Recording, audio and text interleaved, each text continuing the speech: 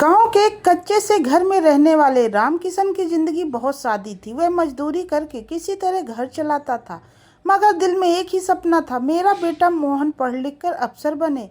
बीबी सावित्री उसकी ताकत थी, बेटी राधा उसकी आंखों का तारा। परिवार के पास पैसे नहीं थे, मगर दिल में ढेर सारा प्यार था।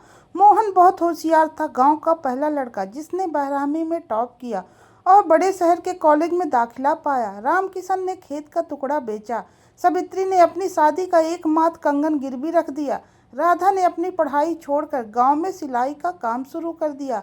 सबने मिलकर बलिदान दिया ताकि मोहन का सपना पूरा हो सके।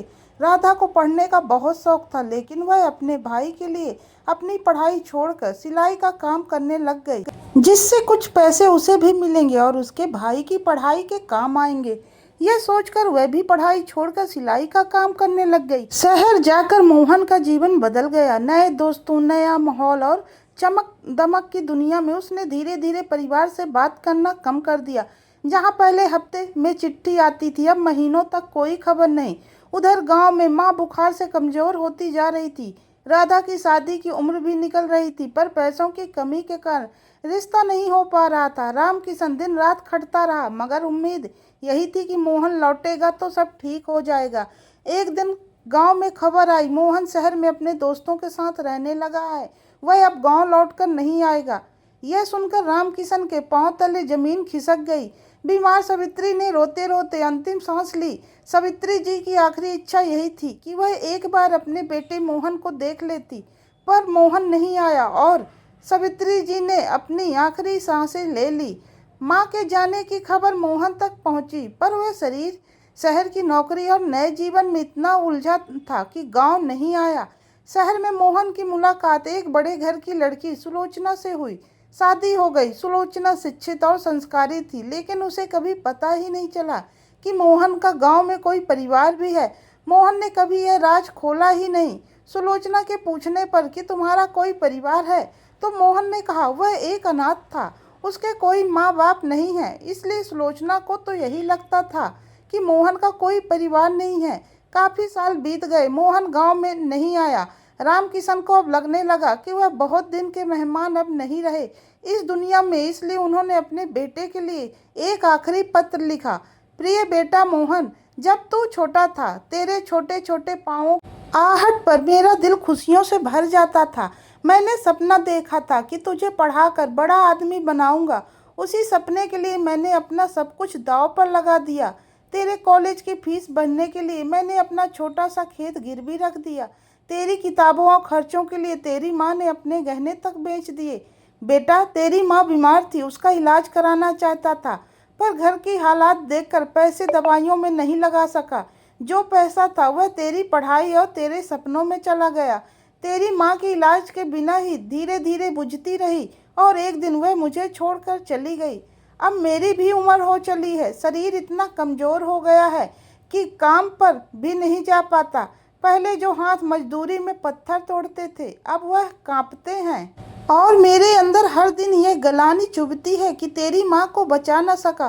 तेरी बहन राधा, उसका जीवन भी मैंने तुझ पर न्यौछावर कर दिया। वह पढ़ना चाहती थी, पर उसने अपनी पढ़ाई छोड़ दी ताकि तेरे लिए सिलाई बुनाई कर सके। बेटा, अब उसकी उम्र निकल रही है, बहुत रिश्ते आए, मगर हर लड़का दहेज मांग कर चला गया। घर में देने को कुछ भी नहीं है, इसलिए उसकी शादी नहीं हो पाई। बेटा, जब तू घर छोड़कर शहर गया, तब यह सोचकर तुझे विदा किया था कि एक दिन लौटेगा और माँ बाप का सहारा बनेगा, पर आज मैं और तेरी बहन अकेले हैं। तेरी माँ की आंखें आखिरी सांस तक तुझे देखने को तरसती रहीं, लेकिन तू नहीं आया और अब शायद जब तक ये खत तुझ तक पहुँचेगा। बेटा, अगर कभी लौटूंगा तो अपनी बहन को ढूंढ लेना, वह तेरा ही इंतजार कर रही है।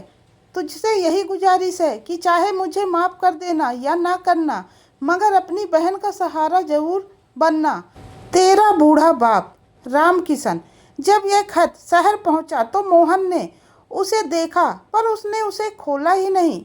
सोच लिया अभी बिजी हूँ, बाद में पढ़ लूँगा, और वह खत उसकी अलमारी में धूल खाते खाते 10 साल तक बंद पड़ा रहा। इन 10 सालों में मोहन अफसर बन गया, बड़ा घर, गाड़ी, दौलत सब कुछ मिल गया, बस परिवार खो गया। और उसे एहसास भी नहीं हुआ। करीब 10 साल बाद सुलोचना अलमारी साफ कर रही थी। अचानक उसे यह पुराना पीला पड़ चुका खत मिला। उसने खत खोला और पढ़ना शुरू किया। पढ़ते पढ़ते उसकी आंखें भर आईं। खत में हर शब्द माँ बाप का दर्द, बहन का बलिदान और बेटे की बेरुखी चीख रहा था। सुलोचना की आंखों से आंसू बहने लगे।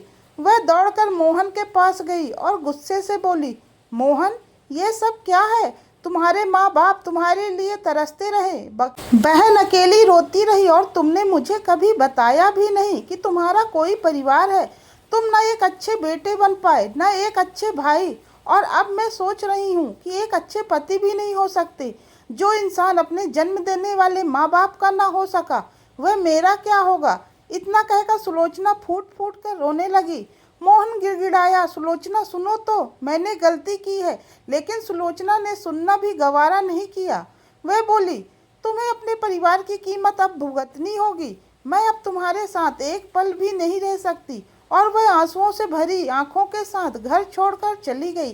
पत्नी के चले जाने के बाद मोहन अकेला बैठा रहा। वह वही खत बार बार पढ़ता और हर शब्द उसके सीने को छलनी कर देता। माँ का इलाज न करा सका, पिता खेत गिरवी रखकर मर गए, बहन की शादी तक न हो पाई, और मैं यहाँ ऐश करता रहा। मोहन पागलों की तरह रोने लगा। उसे अपनी गलती का एहसास हुआ। अगली ही सुबह वह गांव की ओर भागा। लेकिन वहां पहुंचकर जो दृश्य उसने देखा, उसने उसकी आत्मा को झंझोर दिया। घर अब खंडहर हो गया था, गली सुनसान थी। लोग उसे देखकर फुसफुसाने लगे, देखो, यही वो बेटा है जिसने माँ बाप को अकेला छोड़ दिया था। आखिरकार उसे राधा मिली। राधा बूढ़ी हो चुकी थी। राधा की उम्र इतनी हुई नहीं थी, लेकिन गरीबी, अकेलापन और अपनों के छोड़ जाने के दुख में राधा को उम्र से पहले ही बूढ़ा कर दिया था। सफ़ेद बाल, झुकी कमर, थका चेहरा। गांव में कुछ घरों में झाड़ू पोछा, बर्तन मांजकर वह जैसे तैसे अपने लिए रोटी जुटा रही थी। मोहन उसे देखकर दौड़ा। दीदी! उसकी आंखों से आंसू बह निकले। राधा ने उसे देखा और आंखें भर आई, लेकिन उसके शब्द तीर जैसे थे। भाई, अब इतने सालों बाद क्यों आया है? जब माँ बापा जिंदा थे, उनकी आंखें तुझसे मिलने को तरस रही थी, तब तो तू नहीं आया। अब क्या लेने आया है? अब तो यहाँ बस राख बची है। मोहन फूट फूट कर रोने लगा। बार बार बोला, दीदी माफ कर दो, मैंने बहुत बड़ी गलती की है। मोहन जमीन पर बैठ गया और राधा के हाथ पकड़ लिया। दीदी, एक बार बोल दो कि तुम मुझे माफ करती हो, वरना मैं जिंदा नहीं रह पाऊंगा। लेकिन राधा चुप रही। बस उसकी आंखों से आंसू बहते रहे। वह चुपचाप जमीन पर बैठी रही, जैसे पत्थर बन गई हो। मोहन ने कांपते हुए उसके हाथों को सीने से लगा लिया, लेकिन तभी अचानक राधा का सिर झुक गया। उसका शरीर मोहन की गोद में ढह गया। मोहन घबरा गया। दीदी, दीदी, आंखें खोलो, देखो मैं आ गया हूँ। पर बहुत देर हो चुकी थी। राधा ने अपनी आखिरी सांसें ली। ऐसा लग रहा था जैसे वह बस अपने भाई का इंतजार कर रही थी। भाई को देखते ही उसका इंतजार खत्म हो गया और वह भी माँ बाबा की तरह हमेशा के लिए चली गई। मोहन चीख पड़ा। आसमान से बरसात होने लगी, मानो भगवान भी रो रहे हों। उसने राधा के ठंडे हाथ पकड़ रखे थे और लगातार कहता जा रहा था, मुझे माफ़ कर दो दीदी, प्लीज़ माफ़ कर दो। मैं देर से आया हूँ, मैं गुनहगार हूँ। पर अब कोई जवाब नहीं था। बस घर की दीवारों पर गूंजती उसकी चीखें और बारिश की आवाज़। मोहन टूट चुका था। उसे एहसास हुआ कि उसने अपने जीवन की सबसे बड़ी दौलत, अपना परिवार, खो दिया था। अब उसके पास पैसा था, शोहरत थी, पर रिश्तों का प्यार नहीं था। सीख, यह कहानी हमें यह सिखाती है, पैसा और शोहरत कभी भी परिवार से बड़ी नहीं होती है। माँ बाप और भाई बहन का साथ एक बार चला जाए तो फिर कभी लौट कर नहीं आता। सफलता का असली सुख तभी है जब अपने पास हो। तो यह कहानी आपको कैसी लगी है, कमेंट्स करके ज़रूर बताइएगा। वीडियो को लाइक शेयर करना ना भूलिए।